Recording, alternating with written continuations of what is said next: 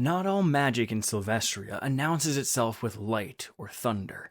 Much of it waits quietly, disguised as chance or kindness. The tale that follows reveals how easily the two can be mistaken. Join us now for the tale of the old Crone's comb.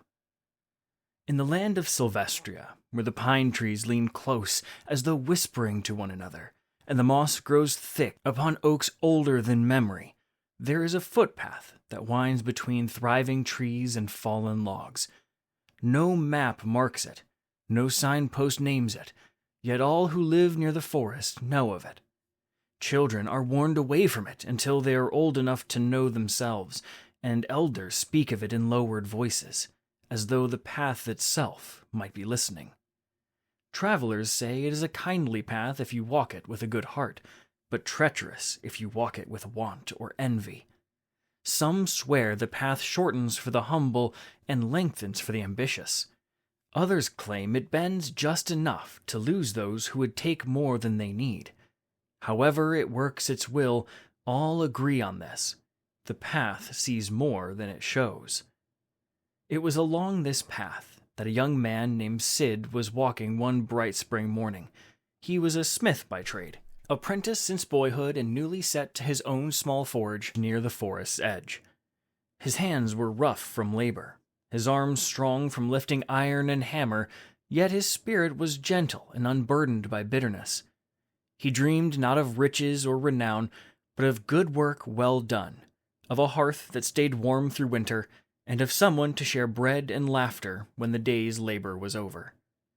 That morning he carried no tools and no burden but his thoughts. The forge was quiet for the day, and Sid had chosen to walk the old path simply for the pleasure of it. Birds sang above him, darting between branches, and the sun dappled the ground like gold coins spilled from heaven.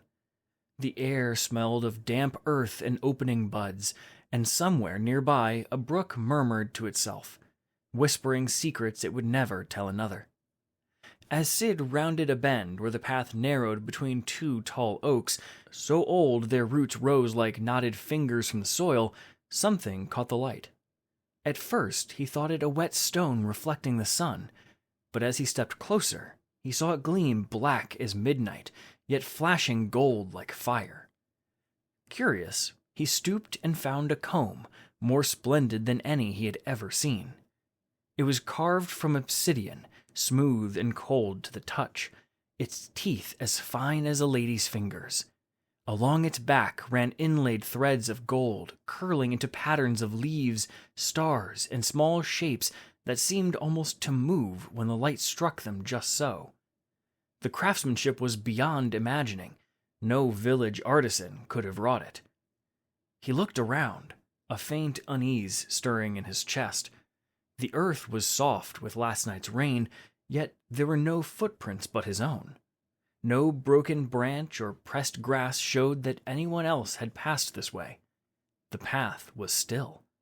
Only the sigh of wind through the trees and the murmur of the brook answered him. Sid turned the comb over in his hands.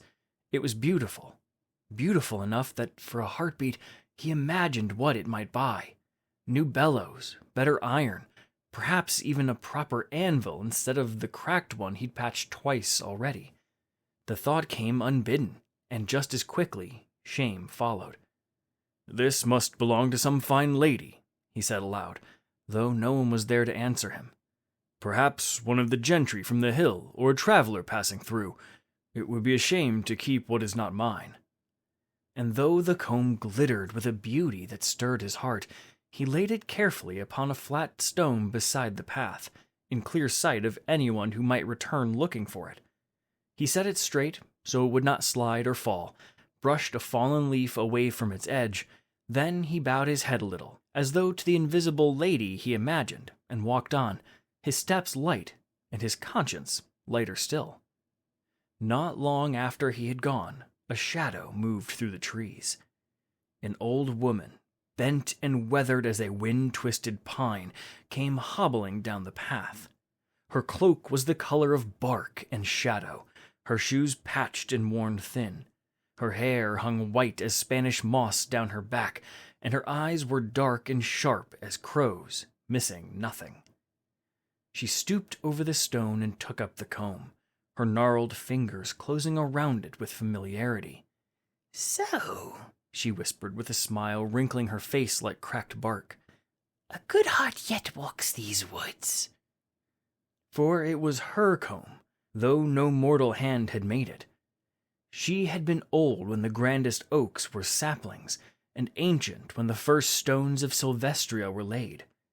Some called her a crone, others a witch, and a few, those who knew better, simply called her a caretaker. She tended no garden and ruled no land, yet the balance of the forest answered to her woods.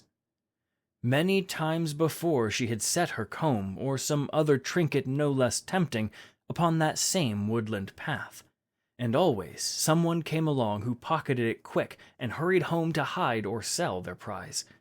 Those ones, it said, learned soon enough that greed has sharp teeth. By morning their hair had turned gray, their skin dry and cracked as sun-bleached bone, and their eyes hollow with regret. The forest took payment in its own way. But Sid, he had passed the test.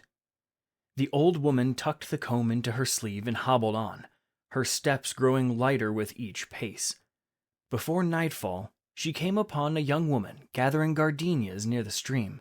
The flowers were white and fragrant, their scent thick in the air. The woman's hair was the color of chestnuts in autumn sunlight, and her eyes as green as new leaves after rain. She moved with easy grace, humming a tune that seemed to please the water itself. The old one watched from the shade, smiling. "You walk alone," she murmured, "but not for long. There is a man who has earned your meeting." And the old woman, who was not merely old, but ancient in ways forgotten by time, whispered to the wind. It carried her words, soft as pollen, along the paths only the forest knows.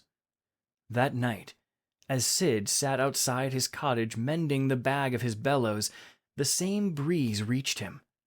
It brought with it the faint scent of gardenias. He paused, needle in hand, and looked up. Along the moonlit path came the very woman he had imagined, the grace and gentleness of her steps so like the dream of the lady he thought the comb belonged to. "Good evening," she said, her voice warm and certain. "I seem to have lost my way." "Then you've found the right man," Sid replied, with a smile that surprised even himself. "The woods are my home." They walked together beneath the silver light, speaking softly, the way good hearts do when they recognize one another. They spoke of simple things at first, flowers, work, the changing season, but beneath the words ran something deeper, like roots finding one another underground. From that day on, they were seldom apart. In time, there was laughter in Sid's cottage and warmth enough for two at the hearth. And the woods, it is said, grew greener where they walked together. As for the old woman, she was seen now and again, on moonlit nights, near the oaks where the paths bend, running a black and gold comb through her long white hair. And sometimes, travelers say, the comb or some other tempting trinket appears again upon the path, waiting to test another soul. For in Sylvestria, the forest remembers who walks with greed and who walks with grace.